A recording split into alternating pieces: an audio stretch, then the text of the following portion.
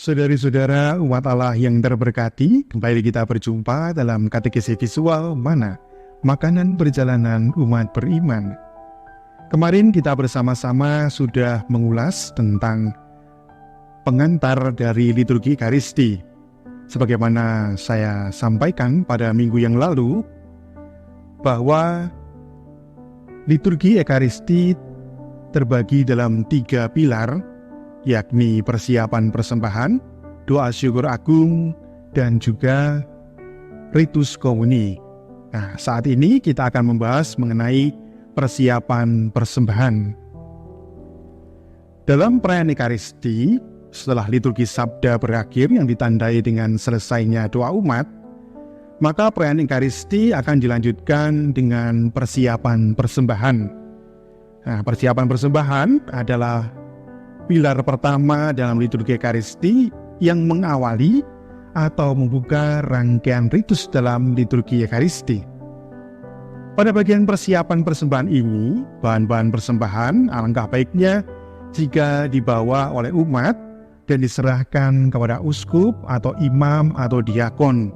Atau dengan kata lain, bahan-bahan persembahan ini dibawa dalam sebuah perarakan.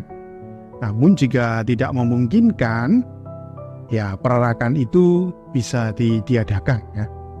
Nah, sebelum bahan-bahan persembahan diterima oleh uskup, imam, atau diakon, baiknya altar telah ditata dengan korporal, purificatorium, misale, dan piala. Itu sebabnya ini menjadi sebuah catatan bagi para misinar. Seandainya tidak ada perarakan bahan persembahan, maka yang pertama harus dibawa kepada imam adalah piala dengan segala perangkatnya. Jadi bukan membawa siborinya. Mengapa? Karena seperti yang kita ketahui tadi, yang pertama-tama sebelum bahan-bahan persembahan itu diletakkan di atas altar, maka korporal, purificatorium, misale, dan piala sudah harus tersedia di altar. Nah, saat umat membawa bahan persembahan atau dalam perarakan, alangkah indahnya jika diiringi dengan nyanyian yang sesuai, minimal sampai seluruh bahan persembahan sudah tertata, atau maksimal sampai selebrant siap memulai doa persembahan. Maka dari itu, memang disinilah dibutuhkan kecekatan dari KUR untuk memilih lagu yang dipakai untuk perarakan persembahan, atau mengiringi perarakan persembahan, supaya lagu itu pas, tidak terlalu panjang. Sehingga akhirnya nanti proses persiapan persembahan menjadi lebih panjang karena harus menunggu KUR yang belum selesai menyanyikan lagu-lagu.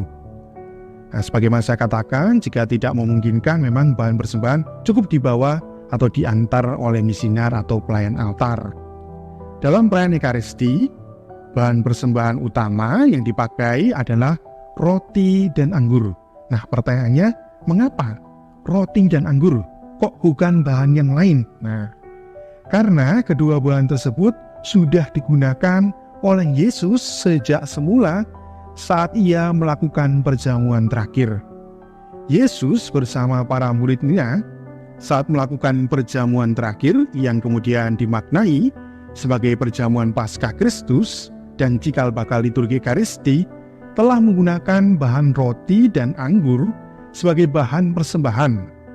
Tradisi penggunaan roti dan anggur sebagaimana dilakukan Yesus bersama dengan para muridnya dalam perjamuan bersama tentu merujuk pada tradisi perjamuan Paskah Yahudi sebagaimana tertulis dalam kitab Ulangan pasal 12 ayat 1 sampai dengan 14. Bisa dibaca sendiri.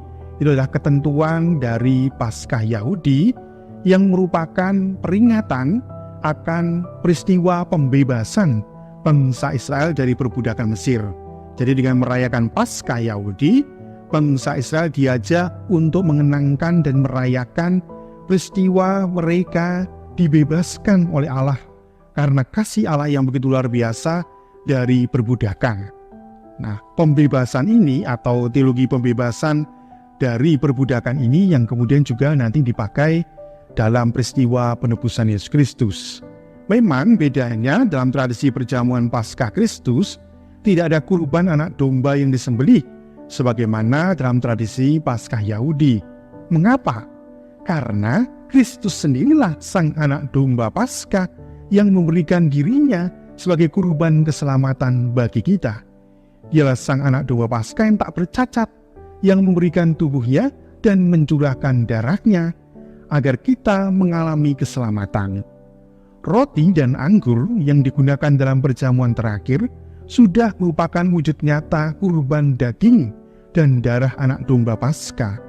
Hal ini terungkap jelas melalui pernyataan Yesus yang memaknai roti dan anggur sebagai tubuh dan darahnya yang diberikan kepada kita sebagai makanan dan minuman.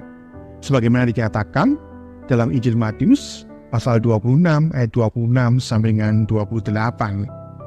Tradisi ini kemudian dilanjutkan oleh para rasul dalam jemaat perdana, sebagaimana tertulis dalam Kisah Para Rasul pasal 2 ayat 42 dan 46, di mana para rasul dalam gereja perdana atau dalam jemaat perdana bersama-sama berkumpul. Mereka bersama-sama berdoa bersama, memecah roti, dan lalu membagi-bagikan roti itu seperti apa yang dialami oleh para rasul dalam perjamuan Paskah bersama dengan Yesus Sang Gurunya.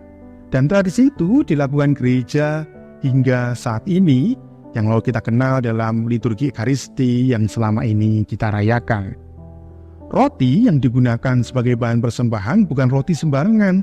Kita tidak bisa mengambil roti bakery yang enak, yang ada rasa coklat, rasa keju, ataupun rasa stroberi. Tapi roti yang digunakan dalam bahan persembahan adalah roti yang khusus. Nah, roti ini terbuat dari gandum, masih baru dan tak beragi. Roti ini harus dibentuk sedemikian rupa sehingga tampak sebagai makanan dan bisa dipecah. Maka yang biasa kita lihat, roti itu dalam bentuk hosti bulat. Nah, kenapa kok bulat?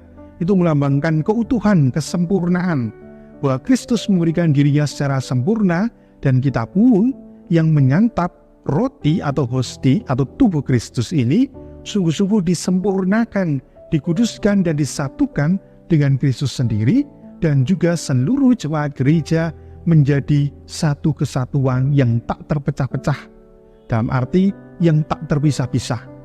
Meskipun nanti roti itu akan dipecah-pecah dan dibagikan, tetapi roti itu berasal dari sumber yang sama, yakni roti yang satu dan utuh. Jadi meskipun roti itu nanti dipecah-pecah, kita harus mengingat bahwa kita ini adalah satu kesatuan jemaat yang tak terpisahkan karena bersumber dari roti yang satu dan utuh, yakni Yesus Kristus itu sendiri. Begitu pula dengan anggur yang digunakan haruslah berasal dari pokok anggur atau buah anggur sebagaimana dinyatakan dalam Injil Lukas pasal 22 ayat 18. Sehingga tidak bisa kita mengganti anggur yang akan digunakan dalam perayaan Ekaristi dengan anggur yang lain. Karena ada anggur yang produksinya lebih nikmat, lebih enak, yang lebih bisa membuat rasa lidah ini begitu nyaman. Nah, tidak bisa anggur itu digunakan kalau anggur itu tidak sesuai dengan ketentuan yang seharusnya. Anggur itu harus benar-benar anggur yang murni, harus asli, tanpa campuran bahan apapun. Jadi maka tidak boleh, anggurnya untuk perayaan Ekaristi habis, lalu diganti dengan anggur kolesong atau anggur yang lain yang rasanya lebih nikmat, atau wine yang sudah disimpan bertahun-tahun. Nah, itu tidak bisa. Harus anggur yang murni, anggur yang sesuai dengan ketentuan yang telah ditetapkan. Nah, selain roti dan anggur, dapat juga umat membawa uang atau kolekte dan bahan persembahan lain yang ditujukan untuk orang miskin dan karya gereja. Jadi bahan persembahan utama itu harus roti dan anggur. Maka itu yang paling pertama, dan biasanya dalam perarakan bahan persembahan itu letaknya di bagian depan. Yang lainnya itu adalah tambahan.